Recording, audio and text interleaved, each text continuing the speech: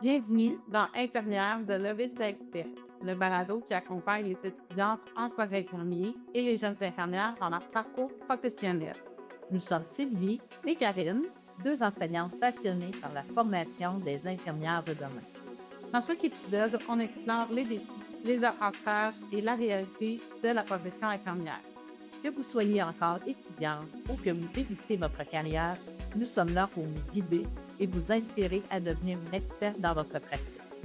Alors mettez vos écouteurs, Prenez un café et c'est parti pour un nouvel épisode de Infirmière de novice à expert. bonne écoute! Bonjour Karine, Salut Sylvie, ça va bien? ça va, les vacances commencent. Oui, Il fait enfin. tellement beau, Mhm. l'été arrive. Moi, je suis bien excitée là, avec l'été qui s'en vient. Nos étudiants, nos CP, l'été s'en vient aussi, mais ça va être différent pour eux. Ça va être vraiment un gros été pour eux.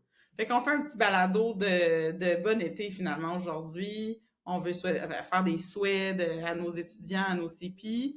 Et toi, qu'est-ce que tu vas faire de ton été? Moi, je pense que je vais continuer à travailler. Je vais faire comme les CP parce qu'il faut se préparer pour notre examen du mois de septembre. Oui, c'est ça. Donc, fait que ça fait partie de ce que je vais faire cet été. Ouais. Puis, à part ça, je vais profiter du beau soleil quand il va en avoir pour aller jouer au golf. OK. Parce que moi, c'est mon activité préférée. Donc, il y en a qui veulent aller à la plage, tout ça. Moi, c'est plus le golf. Ouais. Puis toi, qu'est-ce que tu veux faire de ton été? Mais en tant qu'infirmière, je pense qu'on n'arrête jamais. Tu as bien raison. Fait que moi aussi, je vais travailler cet été. Je vais aider la préparation de nos CP pour l'examen, mais je vais aussi travailler à la maison de soins palliatifs un petit peu. Juste un petit peu. Juste pour me garder active puis aussi me stimuler parce que j'aime ça être auprès des patients.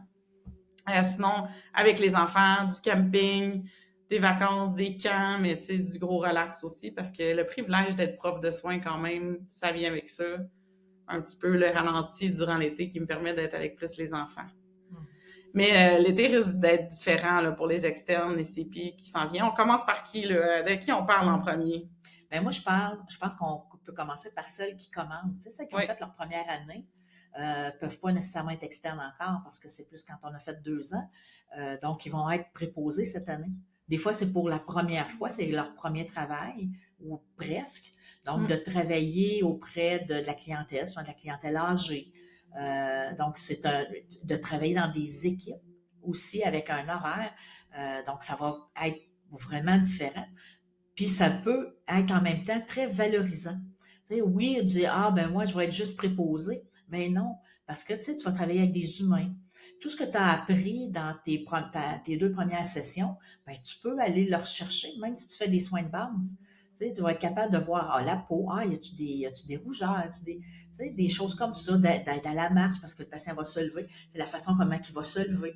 Est-ce qu'il va être à risque de chute? Donc, tu sais, il y a des éléments que comme préposé, tu peux déjà aller chercher. Donc, de garder les yeux d'une infirmière, même si tu fais pas le rôle d'infirmière. Je pense que c'est une richesse à aller chercher comme préposé. Tu vas chercher en même temps tout ce qui est vitesse, tout ce qui est organisation de travail, parce que là, tu vas avoir plein de patients à faire les toilettes, à faire manger, tout ça. Donc, comment tu vas arriver dans ton temps? Donc, c'est une façon aussi de t'outiller pour les prochaines sessions qui vont arriver comme préposé.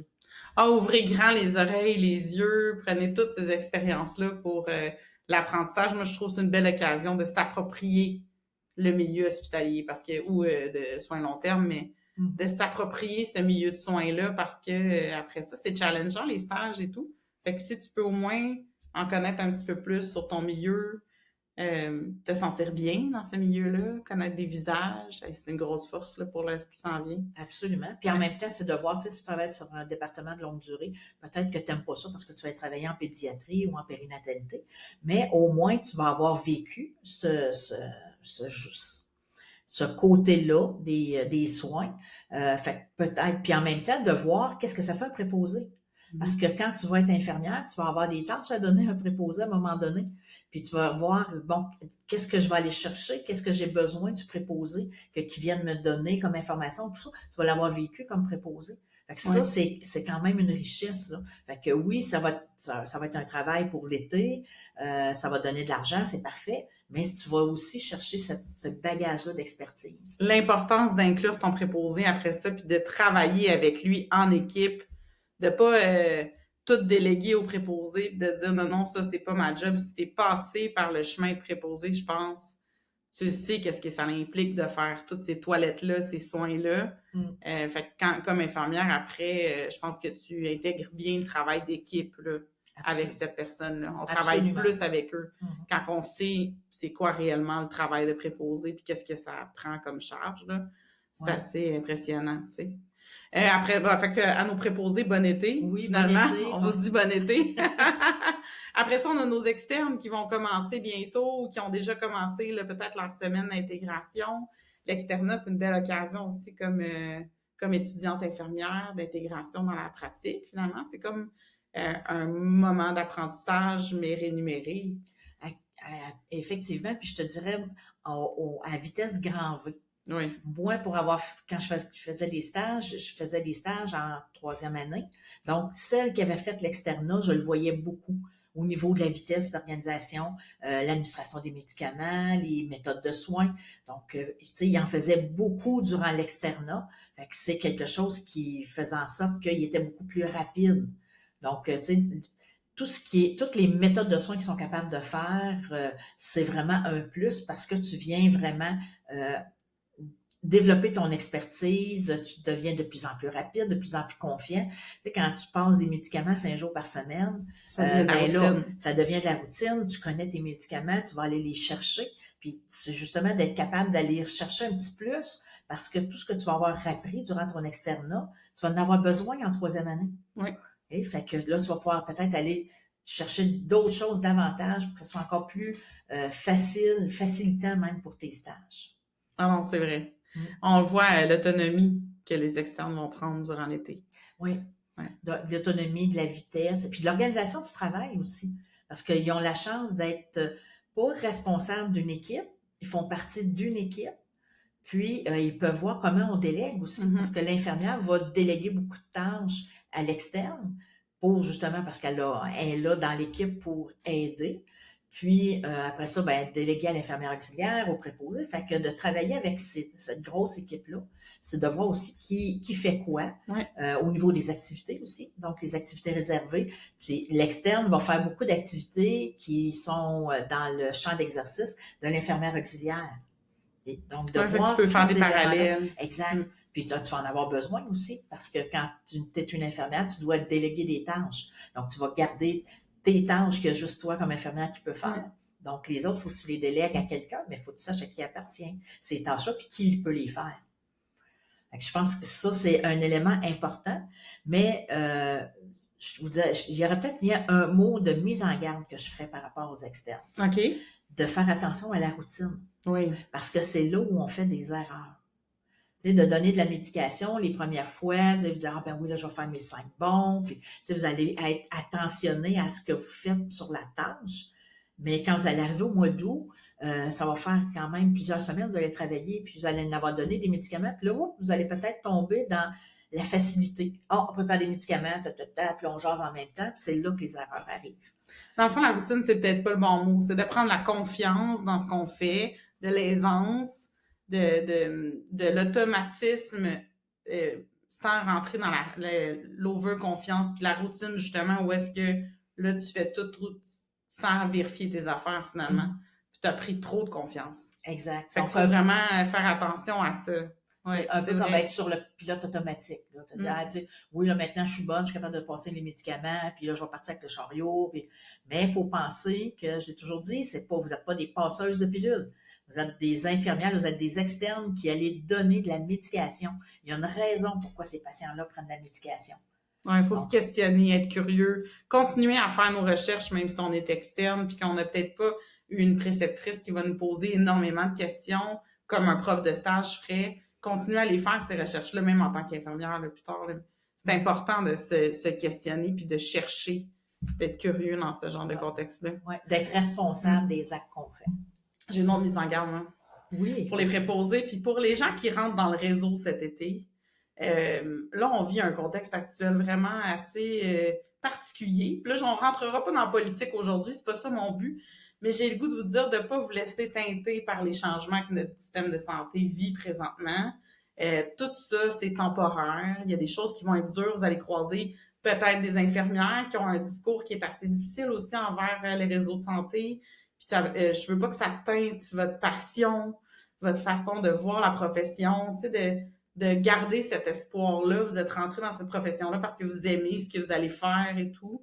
Donc, de ne pas laisser teinter les discours présentement qui peuvent être un petit peu plus négatifs par rapport au système de santé, puis de continuer à avoir espoir à ce qui s'en vient. Moi, plutôt, on est là depuis assez longtemps pour dire que c'est une vague. Là, présentement, peut-être qu'on est dans un petit creux, peut-être un gros, mais à un moment donné, ça va remonter, ces conditions-là. On va retrouver une meilleure équilibre. En tout cas, moi, j'ai l'espoir pour ça. Fait que je veux pas qu'ils se laissent teinter par ce genre de discours-là dans les milieux cet été, parce que ça peut être difficile. Tu vas te dire, mais voyons, tu sais, dans quoi je m'embarque, moi, là. Fait que laissez-vous pas décourager par ça. Non, puis quand vous avez ce discours-là de dire, moi, oh, c'est-tu vraiment la profession que je veux faire? Posez-vous la question, pourquoi vous êtes rentré en soins au départ? Puis, il faut toujours penser qu'il y a des patients au bout. C'est les patients qui ont besoin de nous. Absolument. On le fait parce qu'on veut prendre soin, on veut aider. Donc, s'il n'y en a pas d'infirmières, il n'y a plus de réseau, il n'y a plus personne pour nous soigner. Donc, fait qu'on fait partie de ça. Fait qu'allez retrouver votre petit côté, ce qui vous a allumé quand vous avez commencé les soins. Se rappeler pourquoi on fait ça. Puis si on croise quelqu'un qui est un peu blasé ou qui a peut-être ce discours-là, on peut leur dire pourquoi, tu sais, poser des questions. Pourquoi sont rentrés dans le monde infirmier? Juste leur rappeler les bonnes choses. Puis une infirmière, ça a tout le temps une bonne raison d'être là, je pense. Fait que si vous voulez changer avec ces gens-là pour leur rappeler leur passion, tant mieux. Oui, exact. Puis tu sais, des fois, juste de leur dire, ouais, mais t'as-tu eu un bon moment avec un patient aujourd'hui? Tu sais, t'as-tu fait ta différence avec quelqu'un? Puis, oups, ça nous ramène notre côté humain. Tu sais, oui, on a un côté de travail qui est rémunérateur, puis on a besoin de travailler dans la vie, c'est une chose, mais la raison d'être de notre travail, c'est ça qui fait qu'on se lève à tous les matins, ou qu'on se réveille pour aller travailler de nuit, ou tu sais, on est là pour le bien de la population. Absolument. Pour aller chercher cet élément-là. Oui. Fait qu'à nos préposés puis à nos externes, maintenant, bon été. Oui, bon passez été. un bel été. Puis on voulait parler de nos CPI qui rentrent maintenant dans la profession. On a parlé dans quelques-uns de nos balados déjà de cette intégration-là quand on commence sur les planchers. Mais nos CPI vont commencer. Puis surtout cet été, ce qu'ils vont faire, c'est se préparer à l'examen de l'Ordre des infirmières d'admission à la profession. Fait qu'on a-tu des choses à leur dire là, à nos CPI pour l'été? Écoute, ça va être tout plein. Tout plein. Mais je te dirais que prenez ça une journée à la fois.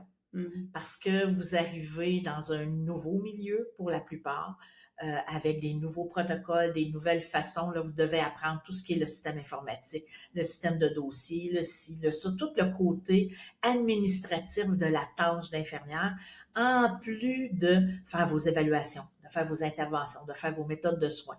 On va vous dire que vous n'êtes pas assez vite, que vous n'êtes pas assez ci, pas assez ça. Il faut juste vous dire oui, il faut que je prenne le temps. Okay? Puis moi, je dirais que la première année, les premières choses qu'on fait, c'est toujours plus long. Oui. C'est toujours plus anxiogène parce que là, vous n'avez pas votre prof en arrière qui va sanctionner ce que vous avez fait. T'sais. Là, vous allez le faire des fois pour la première fois tout seul. Puis là, vous dites, ah, là, je ne suis pas trop sécure, je l'ai-tu fait de la bonne façon, tout ça. Faites-vous confiance.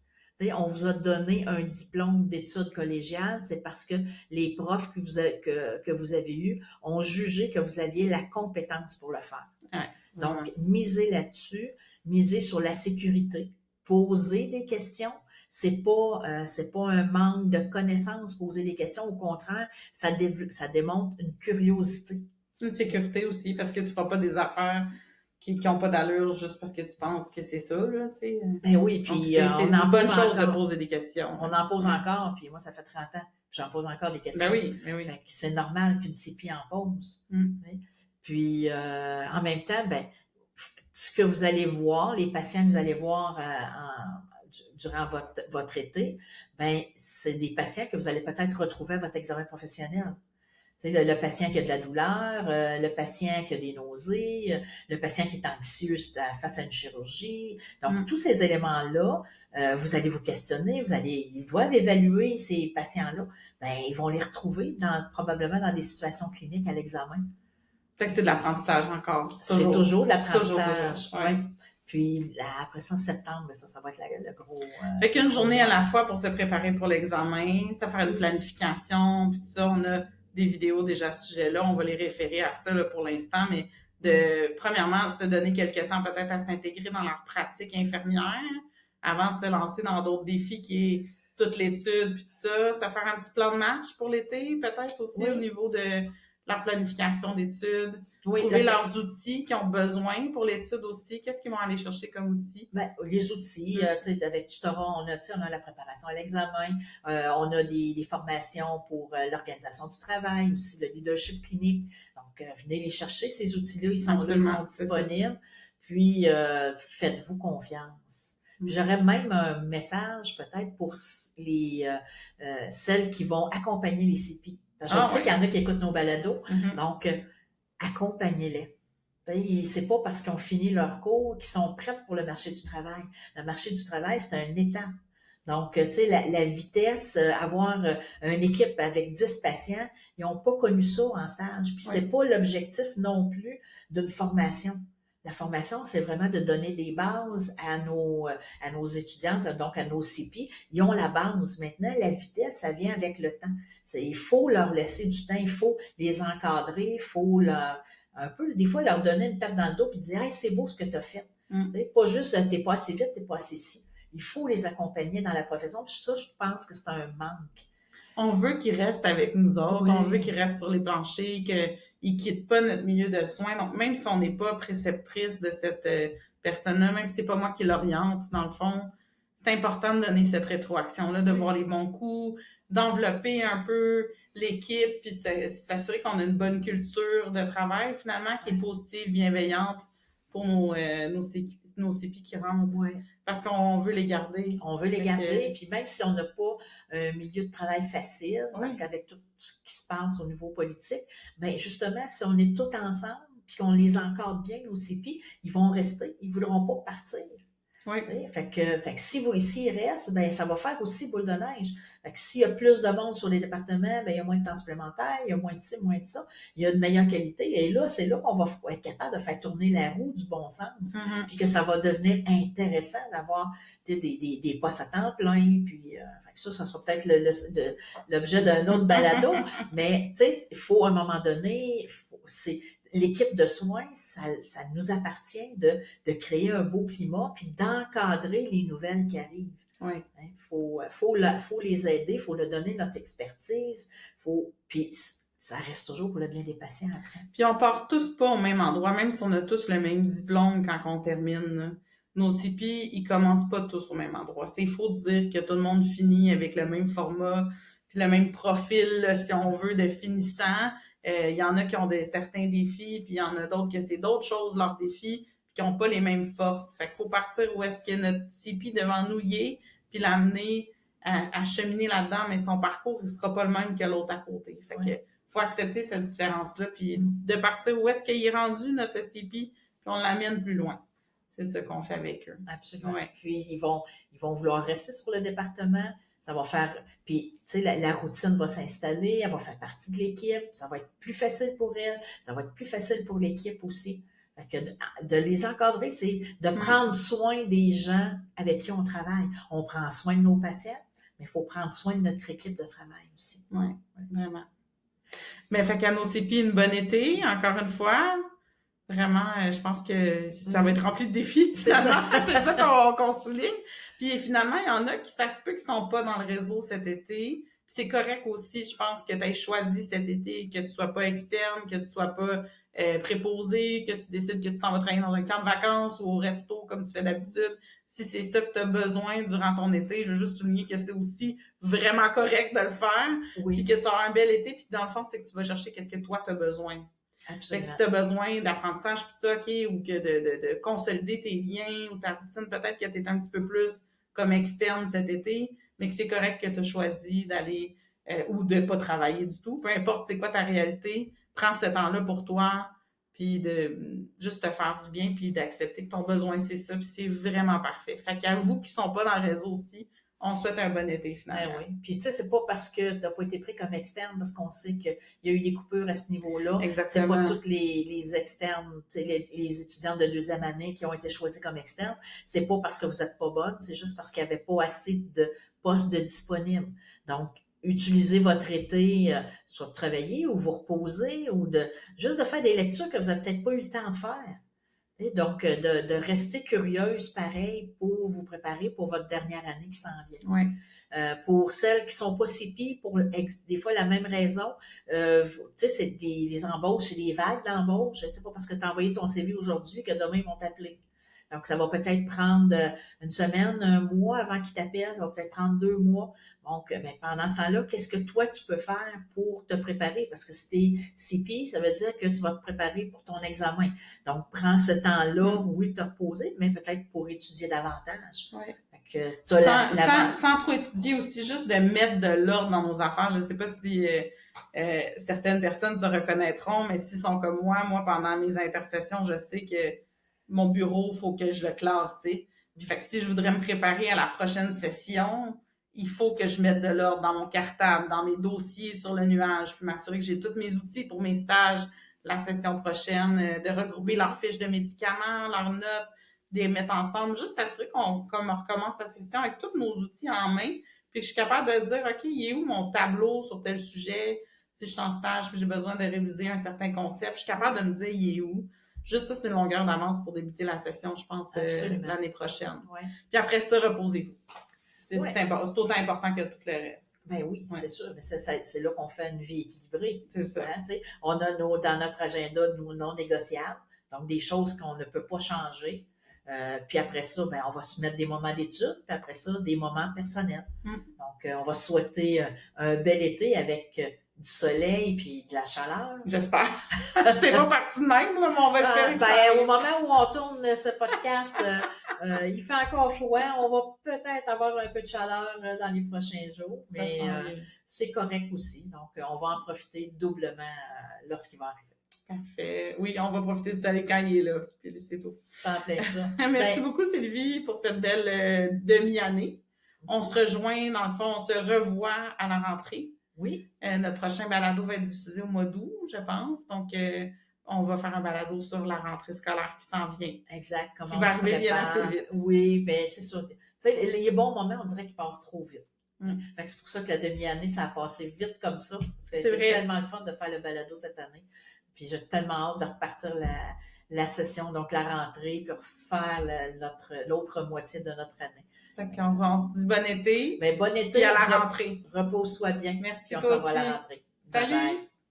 Et voilà, c'est déjà la fin de cet épisode. Mais pas de panique, on revient très vite avec encore plus d'astuces et d'histoires pour vous accompagner dans votre parcours d'infirmière. Rappelez-vous, que vous soyez novice ou presque experte, même Florence Nightingale a dû commencer quelque part. À bientôt et prenez soin de vous comme vous prenez soin des autres. Si vous avez apprécié cet épisode, pensez à nous laisser un 5 étoiles ou un commentaire. Ça nous fait toujours plaisir d'avoir de vos nouvelles. Merci de faire grandir la communauté de novices à experts.